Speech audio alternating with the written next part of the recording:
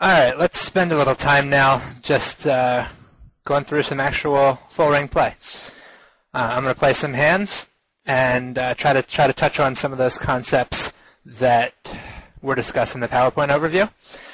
I decided to go with 6 tables for this video just because one of the things I was emphasizing is that if you are playing full ring, I think one of the reasons you should be doing it is because it's easier to multi-table, and you should be playing more tables to make up for the fact that you're not going to be playing as many hands per table per hour.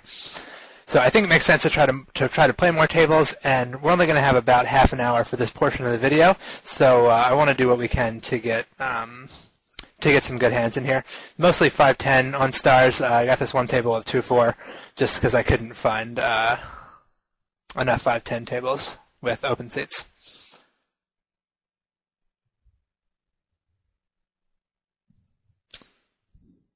So I will point out just this table here in the upper right corner is a pretty good example of what I mean about finding some weaker players at these games. I don't do the majority of my cash play at PokerStars actually, but I've played in there like 5-10 to 25-50 games a bit.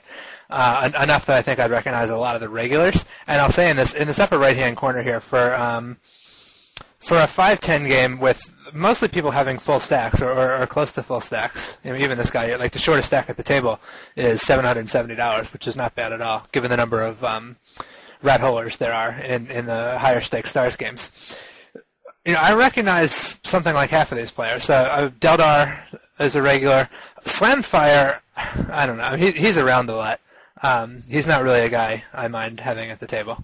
I'll say only that much. But like Spucky, I've never seen before. T-Roster, that picture looks kind of familiar. J Putty's around regularly. I've never seen Okie Dokie Club. Graham Wright, never seen him before. Yao Ming Ming or whoever that is.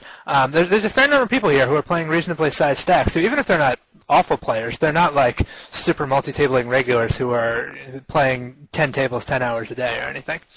And that's something that I like about full ring sometimes. The other thing maybe I could have mentioned when I was talking about why to play full ring, I find it helpful if I'm playing some tournaments. And I want to play cash on the side, I think it's helpful to play full ring because, at least for me personally, playing shorthanded cash games tends to put me in a really aggressive mindset